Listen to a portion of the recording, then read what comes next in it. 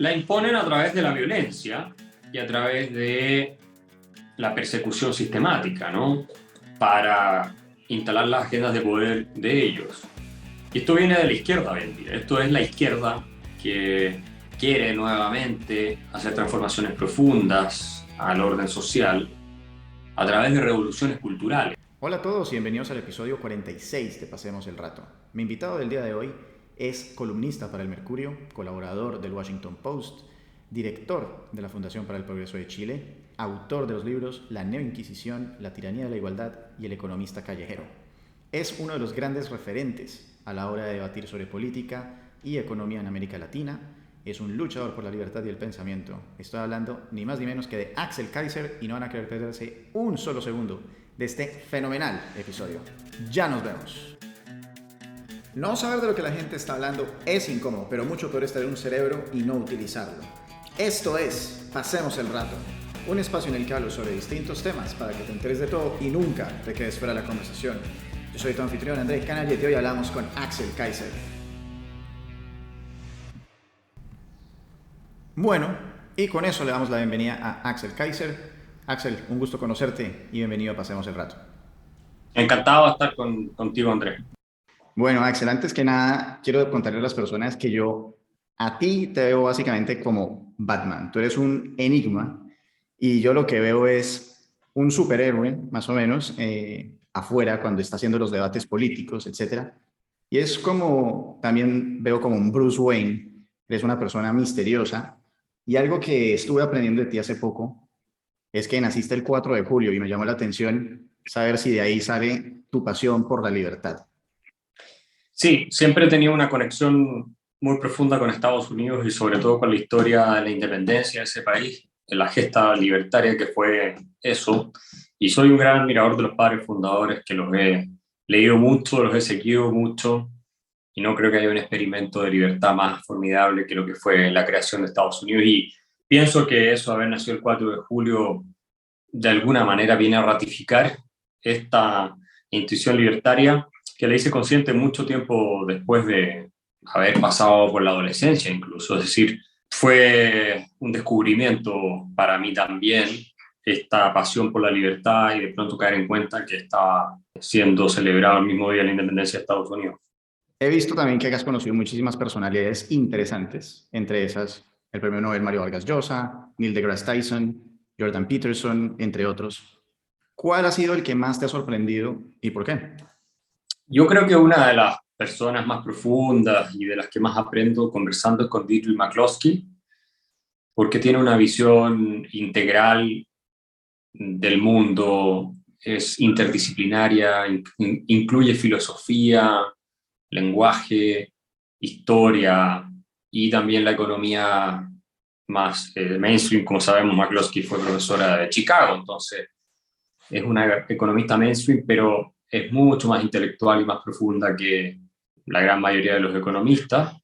Y en ese sentido, creo que estamos hablando de una pensadora más que de una experta en una cuestión técnica específica. Yo la mayoría de los economistas no rescato mucho, la verdad. Son casi hechos en laboratorio y como clones uno del otro. ¿Por qué tienes un respeto particular para alguien que es un pensador? Bueno, porque la única forma de entender la realidad y acercarnos a la verdad es pensando en torno a ella y no repitiendo simplemente fórmulas o métodos o esquemas aprendidos de memoria, haciendo una y otra vez exactamente lo mismo. Eso es básicamente una forma de aplicación mecánica de la inteligencia, pero no explorativa, reflexiva y profunda de la inteligencia. Entonces, la gente que piensa es la que te lleva a recorrer nuevas fronteras, a descubrir realidades distintas, conceptos, y a ver el mundo de una cierta forma que no es la tradicional o que no es la que todas las personas comparten. Y de eso se trata pensar. Pensar en un proceso de destrucción creadora, igual que el mercado. Tú vas destruyendo paradigmas, vas creando nuevos paradigmas o formas que nunca son definitivas. Entonces estás pensando al respecto permanentemente y eso hace que sea un mundo vivo y no algo estático, en que tú tienes, como digo, un conjunto de premisas que ya te explican todo. Por ejemplo, aparte de leer y de pronto ver una película aquí y allá, etcétera, ir a debates, ¿cuál es una manera en la que tú consideras que entrenas tu mente para ser un pensador? Te pones, por ejemplo, en los zapatos de la, digamos, como de la contraparte, porque yo creo que eres una persona que tiene muy clara muchas posiciones en economía, en política, digamos, como de cómo debería comportarse la sociedad de alguna manera. ¿Cómo haces para tener una posición tan firme, pero al tiempo querer tener la flexibilidad para explorar cómo otras personas pueden pensar? Porque que uno piense significa necesariamente que te planteas preguntas. Y cuando te planteas preguntas, estás abierto a distinto tipo de respuestas, pero como estás buscando la verdad, desechas aquellas que no coinciden con una concepción razonable de lo que es la verdad o el sentido común, y en consecuencia sobre eso vas construyendo. No es que el que piensa entonces acepta cualquier cosa, precisamente el que no piensa acepta cualquier cosa. El que piensa no adhiere a cualquier idea, a cualquier teoría, a cualquier doctrina. La gente que es colectivista, que es totalitaria, que abraza incondicionalmente religiones de manera fanática, esas personas no piensan, porque tienen una estructura completamente fija en que no se hacen ninguna pregunta, porque ya están todas contestadas. Y hay una explicación total de la existencia en este mundo y en el próximo, y a eso se aferran. Su identidad se llega a confundir con la doctrina. Pero los que pensamos, ponemos en entredicho esas estructuras porque creemos precisamente que hay mejores explicaciones, principios, y son mejores porque se acercan de mayor manera a la realidad, no porque es voluntario o es una cuestión de gusto, sino que son superiores precisamente por tener una conexión con la realidad, que por lo demás también en algunos sentidos va cambiando. Entonces tú tienes que mantener una mente flexible para irte adaptando, ¿cierto?, a estas nuevas eh, cuestiones que van apareciendo y que también hay que entender. No todo es discutible, por supuesto. La idea de que tenemos que pensar a mí me parece que es indiscutible, y eso es lo que nos mueve hacia adelante, ir trabajando de manera de acercarse a certezas que te permiten ir formando convicciones sólidas, como la convicción a favor de la libertad. Me encanta esa frase que dices de acercarse a certezas, porque creo que en este momento hay un debate, bueno, que siempre lo ha habido, de si existe una verdad absoluta o, digamos, lo correcto. Ahorita vamos a poder hablar mucho más, por ejemplo, de, digamos, lo políticamente correcto y todo este tema de una cosa que tú has llamado la neoinquisición. Pero, ¿existe tal cosa como la verdad o simplemente existen aproximaciones a la verdad? Para que puedan existir aproximaciones a la verdad, pienso yo, tiene que haber una verdad. De lo contrario, no te podrías aproximar a ella. Ahora, la cuestión es si puedes conocerla en su totalidad, y por supuesto que no. Y cada pregunta pretende contestar o orientarnos en torno a un camino a seguir para acercarnos a la verdad en ciertas materias. En ciencia es súper claro que hay una verdad o hay verdades que uno va descubriendo con el método científico, y eso es lo que permite que tengamos aviones, computadores y todas esas cosas.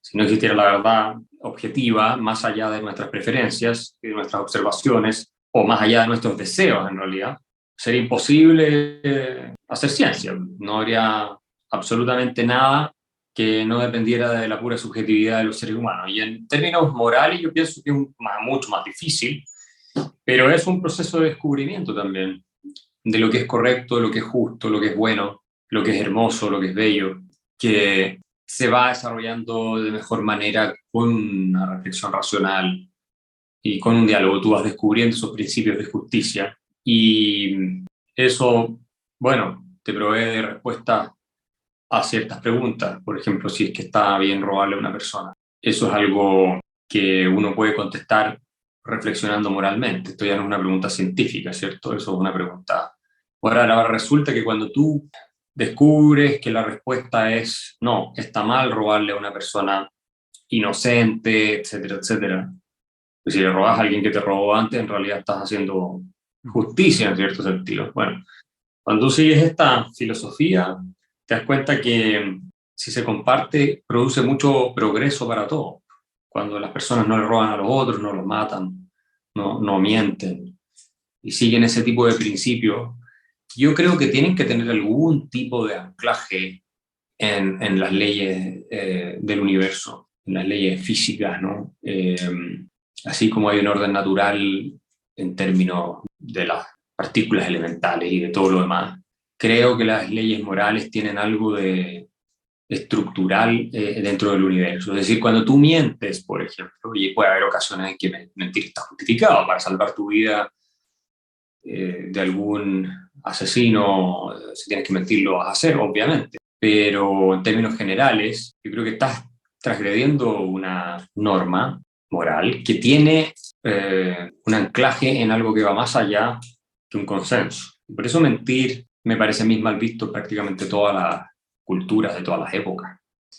Aunque todo el mundo lo hace, sin embargo es condenado y intuyo que si pudieras medirlo, algún efecto sobre la conciencia, que todavía no sabemos exactamente lo que es, de las personas tiene, incluso en personas muy escrupulosas, tal vez no en casos extremos, que no tienen básicamente cuestionamiento moral alguno, ni en matar, ni en robar, ni en mentir. Pero en el común de los seres humanos hay algo ahí, como una ley interior que les dice que está mal. Y eso no creo que sea un producto cultural. Hay elementos de la cultura que influyen, pero yo creo que hay una sustancia que va más allá. Y ese es el tipo de cosas que tú vas descubriendo. Sería muy raro que llegáramos a la conclusión de que matar a cualquiera está bien, de que mentir debe ser la regla general y no decir la verdad, de que robar debe ser la práctica habitual y no respetar la propiedad ajena. Sería muy extraño que llegáramos a esas conclusiones. Primero, porque sería inviable la vida sobre esta tierra. Hay una cosa, otra de las distintas virtudes que muchas veces nosotros podemos encontrar en textos, inclusive pues, tan antiguos como pueden llegar a ser la Odisea o la Ilíada, es el tema de la virtud y sobre todo de la, digamos, como la fortaleza de carácter. Y acá voy a hacer una asociación un poco divertida, o más bien curiosa, con un meme que hay en Twitter que dice: Tough times make strong men make good times make weak men. Y con eso quiero que hagamos digamos, una articulación con si todo tiempo pasado fue mejor, porque yo sé que eres una persona que está bastante desencantada con los tiempos, digamos, que estamos viviendo, con todo este tema de lo políticamente correcto y todo este nonsense que hay. Sí, pero estas cosas han pasado antes en la historia humana. Las cacerías de brujas, los movimientos totalitarios, el tribalismo es una constante en la vida de los seres humanos y el éxito de la civilización occidental ha sido precisamente ir superando este instinto que tenemos los seres humanos a aplastar y destruir la libertad, incluso arrasar con la vida y la dignidad de otras personas o grupos, porque nos ajustan a nuestras convicciones o por distintas razones. Esto no es nada nuevo en la historia humana.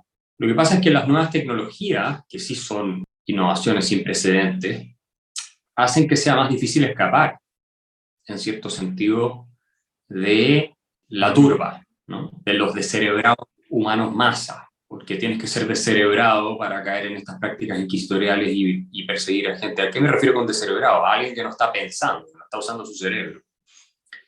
Y eso es muy fácil. El ser humano tiene una tendencia a caer en la práctica del linchamiento, ¿no? Y eso es porque la gente no piensa. Y estamos en una época, yo creo, en que el ejercicio de pensar se ha convertido en algo mal visto y que no se cultiva ni en las universidades, ni en las escuelas, ni en la esfera pública. Y con las redes sociales, que son armas de difamación masiva, tú puedes obviamente perseguir a una persona en cualquier parte del mundo, es decir, hoy día puedes estar en una playa tranquilo y llega una persona que te graba con un celular haciendo cualquier cosa y ya todo el planeta se enteró. Y eso es nefasto. Yo creo que ahí hemos experimentado un retroceso espantoso en materia de privacidad y de libertad.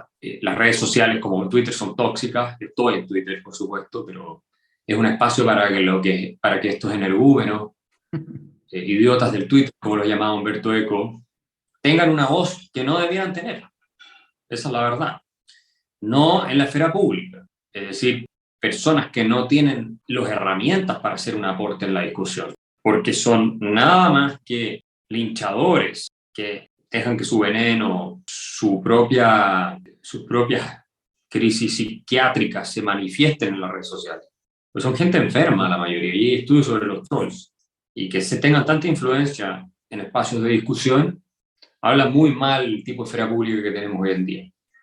Y ahí debería haber mucho más esfuerzos, creo yo, de empresas como Twitter por limpiar de trolls y limpiar de bots y todo eso su plataforma.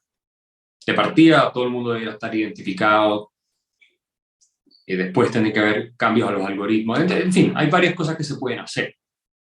Pero sí me parece que es tóxico el mundo de la esfera pública en el que estamos viviendo hoy. Yo creo que gran parte de la polarización que vivimos es debido a las redes sociales y las enfermedades mentales que está, sobre todo, observando en gente joven también tiene que ver con las redes sociales, sobre todo, en particular el Instagram en el caso de las mujeres jóvenes. Eso está súper estudiado.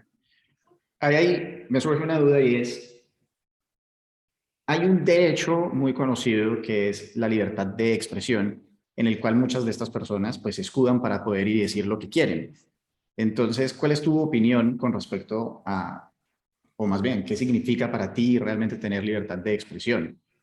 Que ciertas personas, porque son emergúmenos, no pueden hablar o no deberían tener el mismo peso que de pronto otra persona que tiene, ¿cómo decirlo? Como crédito académico o, sí, acreditación de distintas personas que dicen, ok, este tipo sí tiene como una opinión que vale la pena escuchar. No, yo pienso que el credencialismo no tiene mucha cabida en un mundo con libertad de expresión y con genuino interés por descubrir la verdad. Pero sí es cierto que cuando tú lo que haces es utilizar plataformas para difamar, insultar, agredir a otros, entonces estás haciendo un mal uso de ese tipo de espacios. Y en consecuencia, no es por tus ideas por lo cual tú estás quedando fuera o deberías quedar fuera. Es por el tipo de expresión que tú estás formulando. Amenazas, insultos, agresiones, todo ese tipo de cosas, porque no contribuyen al diálogo racional. Entonces, ahí es donde me parece a mí que empresas como Twitter deberían jugar un rol más activo en filtrar, porque nos hará de censurar ideas. Si quieres decir que hay que hacer la revolución universal, marxista, y llevar adelante, ¿no es cierto?, la lucha de clases en Twitter, dilo, pero pon tu cara, pon tu rostro, y bueno, si ya pasas a las amenazas físicas de que vas a matar a personas en específico, yo creo que eso no está cubierto por la ley en ninguna parte. Entonces, eso es un tema más extremo, pero también está el asunto de la expresión más vulgar y más pobre. Entonces ahí tal vez la solución es poner algún tipo de aplicación dentro de la esfera esta de Twitter y otras que permitan ese filtro. Hoy día también puedes bloquear los comentarios de la gente si tú quieres. Hay mucha gente que está utilizándolo de esa manera, donde ya nadie puede comentar tus tweets, ¿no es cierto? Me parece bien que exista. Así que eso creo que es muy importante poder seguirlo profundizando de manera tal de sanear de todas estas mentes enfermas, ¿no es cierto?, esta esfera pública que antes no tenían voz y hoy día sí la tienen. Otra manera en la que yo considero que existe pues, este tipo de agresiones, más allá de los insultos, las amenazas, digamos, violentas, etcétera, es ese asesinato de carácter, ese asesinato de la reputación de una persona que lo hemos visto, y esto todas en la Inquisición o en tus distintas charlas, que es que porque uno comete de pronto un desliz en algo, o ni siquiera comete un desliz, a eso uno simplemente puede estar dando una idea totalmente válida, pero con la que la corriente de la gente no está de acuerdo, y van y dicen, oiga, este tipo es un nazi, este tipo es un racista, este tipo es un machista, etcétera, y ya lo botan de la universidad, no puede hacer X película. Cuéntanos un poco cuál es tu molestia con este tipo de comportamiento. Sí, hoy día se ha generalizado esta cacería de brujas propia de momentos oscuros de la historia humana, en que tú tenías, ¿cierto?, el pueblo completo persiguiendo a una persona a la que se le atribuían todo tipo de cualidades malignas o haber pactado con el demonio. No es más avanzado que eso, ¿eh? Esto es igual de primitivo. Y por supuesto, cuando hay quienes expresan opiniones disidentes o críticas de esta nueva ideología totalitaria, que es el progresismo identitario, que es totalitarismo, no es otra cosa que eso, bueno, lo cancelan inmediatamente. Ya víctimas ha habido centro-izquierda, conservadores, centro-derecha, liberales, de todo tipo de personas han sido víctimas de esta persecución de grupos que quieren imponer una agenda de control total de cómo pensamos, de lo que podemos decir y lo que no podemos decir, y su verdad a todos nosotros, incluso a expensas de sacrificar la ciencia, es decir, están dispuestos a cuestionar la física, la química, la biología, para llevar adelante sus prejuicios ideológicos, que son, la verdad, que bastante absurdos. Así es que ese es el mundo en el que estamos viviendo, pero tenemos que luchar por defender la libertad de expresión, y donde más se ha enquistado este cáncer es en las universidades, lamentablemente en Occidente. Entonces las universidades están prácticamente todas perdidas, casi, con excepciones. Y muchos profesores que están renunciando, como tú bien dices, a otros los echan, ya nadie puede cuestionar ciertos dogmas, hasta la ciencia está siendo atacada porque no cuadra con la agenda de los totalitarios, del feminismo o del movimiento LGTB o todas estas cosas.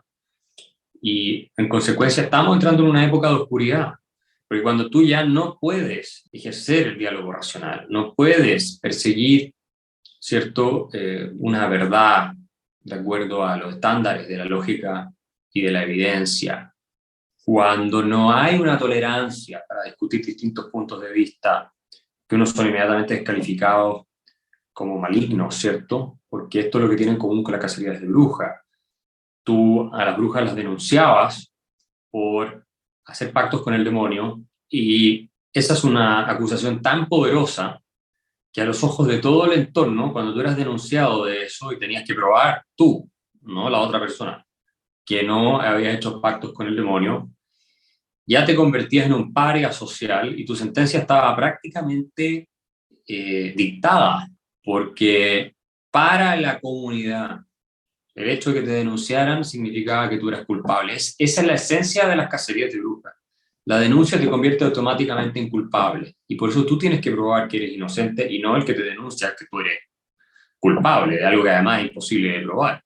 Entonces, esa forma, que es propia de todo movimiento totalitario y revolucionario, ¿cierto? Los enemigos de la revolución en general tienen que probar que son ellos inocentes y se les denuncia por no ser totalmente partidarios de esta o de sus líderes, y se les termina ejecutando.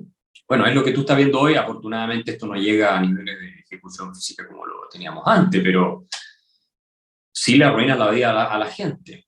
Y en ese sentido estamos retrocediendo a una época de oscuridad, claramente, en que el pensar se ha convertido en una cuestión arriesgada, en que finalmente puedes pagar con tu forma de vida, porque no es que vas a pagar con tu vida todavía, aunque en algunos casos hasta te pueden meter a la cárcel. Sí, no, porque te acusan de discurso de odio o cualquier cosa así. Una cosa que además es tremendamente, digamos, preocupante es que hemos llegado a un punto en el cual todos estamos, digamos, conscientes de que esto está sucediendo allá afuera, y más grave que la censura es la autocensura. Digamos, los comediantes, en este momento yo creo que son particularmente una especie que está en vía de extinción, o por lo menos la manera de los chistes que solían tener están cada vez empezando a estar mucho más arrinconados porque saben que no pueden tocar ciertos temas. Y, por ejemplo, otro ejemplo de autocensura vendría siendo, y yo lo veo en Colombia, el año pasado que tuvimos unas marchas muy violentas y todo el rollo, empezó la gente a pedir en las redes sociales, por ejemplo, a las grandes personalidades de la música de Colombia, Maluma, J Balvin, etcétera, como manifiéstense ustedes qué opinan del paro, o manifiesten por quién quieren votar. Y si dicen algo absolutamente distinto que el candidato que la turba quiere que digan, pues les caen, como tú dices, con ofensas y con amenazas y con todo el rollo. Entonces, esto es una cosa muy, muy complicada. Mientras que si, por ejemplo, Residente va y apoya al candidato que quieren, a él sí lo aplauden. ¿Cómo funciona esa dinámica de cómo, no sé si esto es organizado o no, nos están imponiendo una agenda de cómo tenemos que pensar? La imponen a través de la violencia y a través de la persecución sistemática, ¿no? Para instalar las agendas de poder de ellos. Y esto viene de la izquierda hoy en día. Esto es la izquierda que quiere nuevamente hacer transformaciones profundas al orden social a través de revoluciones culturales, que es lo que estamos teniendo en Occidente, que van a terminar por destruir nuestra civilización. Es decir, si la izquierda realmente es capaz de salirse con la suya, y cuando hablo de la izquierda me refiero no solo a los clásicos marxistas de siempre, que muchas veces además hay algunos que están en contra de todo lo que está pasando con la izquierda identitaria, sino también hay gente socialdemócrata que termina comprando estos discursos y después paga un precio muchas veces con su propia libertad. Si ellos logran, el Partido Demócrata en Estados Unidos, las alas más radicales al menos, la izquierda identitaria en Europa y en América Latina, tener éxito en su afán de transformar la cultura y que empecemos a hablar como imbéciles usando el todes y el niñez y todas esas cosas, bueno, es el fin de la civilización occidental, porque esta es una reacción en contra del Occidente. En este momento, lastimosamente, se había caído la llamada y mientras esperaba a que Axel se conectara, pues queda este espacio para recordarles que si les está gustando este episodio o les gusta el podcast, vayan en este momento a su Spotify, busquen a Pasemos el Rato y ahí abajo de donde dice seguir o siguiendo van a encontrar una opción para calificar el programa. Por favor, hagan clic y califíquenlo con 5 estrellas para que más personas puedan encontrarnos. Aquí sigue la segunda parte de la entrevista con Axel Kaiser. Sí, el lenguaje inclusivo, que se debería llamar lenguaje idiosivo, porque la verdad es que es un nivel de idiotez y estupidez que queda en evidencia cada vez que lo hablan. Es uno de esos esfuerzos por desmontar estructuras fundamentales de excelencia, como es un lenguaje bien construido, con efectos que son devastadores para el desarrollo cognitivo, por ejemplo, de los niños. De hecho, en Francia se prohibió con ese argumento, ¿no? El lenguaje idiosivo. Yo prefiero llamarlo así porque es una idiotez ese lenguaje. Es una estupidez de gente realmente perdida. O sea, por decirlo de manera muy suave, nadie que tenga un mínimo sentido común puede promover un lenguaje empobrecido, horrible, feo, que representa el espíritu también de quienes lo promueven, que es un espíritu horrible, pobre, victimizante, que intenta imponer una agenda totalitaria a los demás. Porque esto es jugar a la víctima es nada más que una manera de extorsionar y ejercer control sobre los otros, ¿cierto? Como tú hablas, si afirman ellos, es una manera de oprimirme, a mí, miembro de esta minoría, y de hacerme sentir mal. Entonces yo no soy responsable por absolutamente nada, dicen. Mis sentimientos son responsabilidad tuya, de tus acciones. Entonces tú, para no herirme a mí, tienes que hacer exactamente lo que yo te digo. ¿Te das cuenta cómo te tratan de convertir en sus esclavos? Ajá. Claro. A través de el uso de esta retórica perversa, que es la de victimizarse, para poder ejercer control. Claro, es difícil irse en contra de las víctimas porque estamos programados evolutivamente para tener empatía con las víctimas. Lo que pasa es que ellos no son víctimas de verdad. Pero una cosa es que tú digas, bueno, acá hay minorías a las cuales se persigue, se las discrimina sistemáticamente, se las oprime, el Estado las mete a la cárcel, por supuesto todos vamos a estar de acuerdo con defenderlas. Pero otra cosa es que se sostenga que porque tú dices niños y no dices niños y niñas o niñes, entonces tú estás persiguiéndolas, la estás discriminando y la estás marginando. Eso es una estupidez y muy deshonesta y que básicamente tiene como motivación un afán de control y como fundamento psicológico un narcisismo muy, muy exacerbado. Esta idea de que yo soy tan importante y soy tan víctima que todos tienen que hacer lo que yo diga, ¿cierto? Y tener empatía con mi supuesta condición. Tú te tienes que manifestar de esa manera si esperas recibir todo tipo de beneficios, aplausos y privilegios. Porque el día en que tú ya te manifiestas como una persona sólida, con carácter, capaz de pararse sobre sus propios pies, y que no es una víctima de lo que hace el entorno, de lo que dicen los demás, y si dicen niños o dicen niñas, ese día pierdes toda la atención, pierdes todos los beneficios y todos los privilegios. Es un enorme negocio para estos miembros de estos grupos, y para quienes no son miembros de estos grupos, pero dicen representarlo, osar moralmente, como si fueran superiores al resto, reservarse la facultad de decir quién está bien y quién está mal, de juzgarlos y perseguirlos. Bueno, de eso viven. Y no es casualidad que la izquierda haya tomado todas estas tribus distintas y las haya hecho propias. Y estamos hablando de hombres blancos, heterosexuales y mujeres también de izquierda. O sea, porque está en su agenda de poder. Es así de simple. Utilizan estos grupos la victimización para deconstruir, destruir el orden de la civilización occidental, de mercado, de tradiciones, instituciones y la cultura que busca la excelencia, la belleza y la verdad, para instaurar su propia agenda de poder y poder controlarnos a todos y someternos a sus reglas y destruir esa sociedad que ellos tanto aborrecen por razones ideológicas. Nada más. Y la prueba, además de que ellos son los agresores, es que donde uno no se rinda ante sus reglas de juego, te mandan la turba de la que estábamos hablando hace un momento. Entonces, ahí es digamos, ¿cómo decirlo? Se causa ese efecto que tú estabas hablando de que uno le toca empezar a caminar como pisando cáscaras de huevo, porque uno sabe que donde se equivoque en lo más pequeño, pues se le viene todo encima. Yo no sé si tú ves South Park. Yo sé que eres una persona que ves muchos, ¿cómo decir esto? Programas de cultura pop y de ahí sacas pues una cantidad de reflexiones. ¿Sí ves South Park? Sí, he visto algunos capítulos de South Park. No lo he visto todo, no lo sigo Sí, regularmente. bueno. Hay un capítulo que a mí me parece muy interesante que se llama El campo de concentración de la tolerancia. Y en ese capítulo pasa una cosa muy divertida que es el profesor Garrison, que es abiertamente homosexual, se entera que si él se logra hacer despedir por ser homosexual, le pueden dar una indemnización millonaria, ¿no? Entonces él intenta hacerlo como conscientemente que lo voten.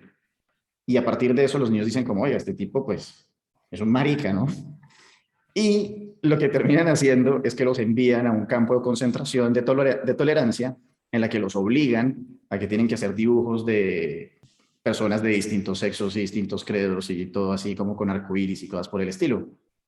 Y el que es como el director de ese campo de concentración dice la siguiente frase: en este campo la intolerancia no será tolerada. Claro, lo que ocurre es que la definición de tolerancia que utilizan en ese ejemplo es la misma que utilizaba Adolf Hitler, básicamente, ¿no? Que es que él está dispuesto a tolerar cualquier expresión en la medida en que corresponda 100% con lo que él piensa. Entonces, esa es la definición de tolerancia. Y es cosa de leer a Herbert Marcuse para entender que en todo proyecto totalitario, y Marcuse era un exponente, ¿cierto?, de la Escuela de Frankfurt y del neomarxismo, los conceptos se tergiversan y se redefinen completamente. Algo que también explica muy bien George Orwell. El de tolerancia y el de libertad son dos de ellos, ¿no? O sea, la libertad para los proponentes del totalitarismo significa obedecer ciegamente los dictámenes de el Estado o quien dice representar o controlar el Estado, porque el Estado se considera la expresión de una voluntad más general, popular, encarnada en este caudillo, en el Hitler, en el Stalin, en el Lenin, en el Castro, en el Chávez, en cualquiera de ellos, que vela necesariamente por el bien de cada uno de nosotros. Y como si nosotros buscáramos nuestro bien, necesariamente haríamos lo que ellos nos dicen. Con otras palabras, si tuviéramos la libertad para perseguir nuestros fines, buscaríamos nuestro bien, porque nadie buscaría su propio mal. Entonces, por definición, siempre vamos a querer hacer en libertad lo que nos dice el líder totalitario de turno, que es el representante de nuestro bien. Y así redefinen ellos el concepto de libertad, y Rousseau fue uno de los que aportó mucho a esta teoría de la libertad como obediencia y como sumisión, ¿no?, a la voluntad general, que en teoría es infalible. Y eso es una característica que se atribuye en todos los líderes totalitarios, la infalibilidad y la representación al mismo tiempo del pueblo, del espíritu colectivo. Entonces, si tú vas en contra de ellos, vas en contra del bien del pueblo y de la libertad del pueblo en consecuencia. El pueblo es libre en la medida en que se somete a un tirano. Así le dan vuelta a ellos al concepto de libertad, mientras los liberales clásicos decimos que la libertad es precisamente que no estés sometido a obedecer a un tirano, y ellos atacan esta noción porque señalan que esa es una libertad puramente ficticia, que justifica y permite la creación de todo tipo de estructuras burguesas, patriarcales y de otro tipo, que oprimen, marginan y discriminan a ciertos grupos en beneficio de los que tienen ya poder. Y esto lo ves en la izquierda identitaria como lo ves en la izquierda marxista de la misma manera. Son temas que se van repitiendo. Si al final la revolución marxista era una revolución para liberar a los proletarios, no tienen más que las cadenas que perder. O sea, el argumento era hacer la real liberación.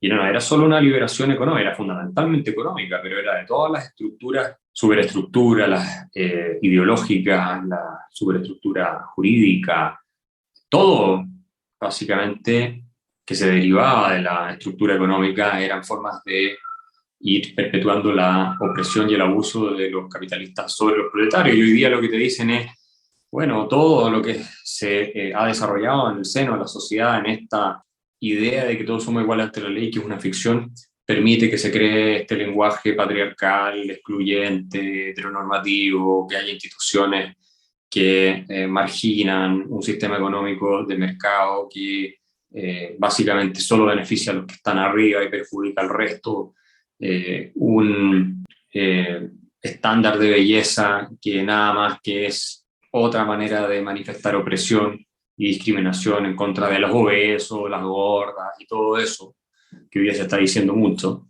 Y en consecuencia, para liberar a todos estos grupos, tú tienes que demoler todo eso. Nuestra idea de justicia, nuestra idea de libertad, nuestra idea de una buena economía, nuestra idea de belleza y todas esas cosas. Básicamente te he hecho todas estas preguntas porque estamos a puertas de la primera vuelta de las elecciones en Colombia y no quería enfocarme en lo que siempre se habla, sino quería mirar un poco como todo este tejido y entramado siniestro que hay detrás para controlarnos, básicamente. Y acá te voy a enunciar el eslogan de uno de los candidatos que están ahorita postulados y que particularmente puede que sea el siguiente presidente de Colombia con mi pesar. Y dice así, a ver cuántas falacias encuentras acá. ¿O qué significa este lenguaje ambiguo? Potencia mundial de la vida, en la que protejamos nuestro recurso vital, los páramos, el agua y ríos, el aire que respiramos, en la que crezcan los bolsillos de las familias colombianas. Potencia vital de la vida, eso dice. Mundial de la vida. O sea, la propuesta es hacer de Colombia la potencia mundial de vida. Tendría que leerlo más a fondo y en detalle, pero me imagino que eso apunta en la dirección de ideologías que son contrarias, antihumanistas, ¿no? Que son contrarias al desarrollo del ser humano, al progreso, que vuelven una especie de animismo primitivo en que se le atribuyen derechos a la naturaleza, todo ese tipo de cosas, que lo estamos viendo en Chile, y no reconocen, por supuesto, que los seres humanos somos parte de la naturaleza, que nos complementamos con la naturaleza, que tenemos que dominarla para poder subsistir, de hecho, como especie, y que la única manera de crear prosperidad para las masas es abrazando el libre mercado. Y si quieres un ambiente limpio, también vas a tener que tener innovación tecnológica. Los países más ricos del mundo son los más limpios. Entonces, es otra de esas estupideces tercermundistas propias de las ideologías anti-occidentales que se han tomado la discusión y que en América Latina se han llevado al extremo en muchos casos. Y bueno, no es raro porque nuestro continente nunca llegó a introducirse en el mundo moderno.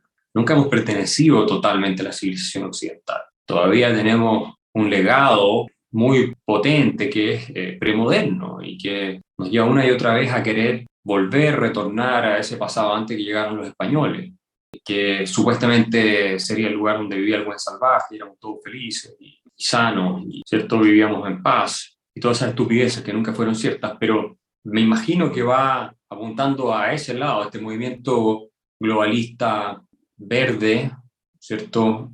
Con Greta Thunberg y toda esta gente histérica que le han hecho mucho daño a las nuevas generaciones y que al final mucha gente se sube a ese carro simplemente por pose moral, ¿no? Porque es rentable hacerlo, son modas. ¿Mm? Y hablar del apocalipsis es muy rentable porque tú te puedes erigir en el Salvador, en el que va a resolver y atender las angustias de la población existente y todo eso. Es muy rentable desde el punto de vista del poder y también económico.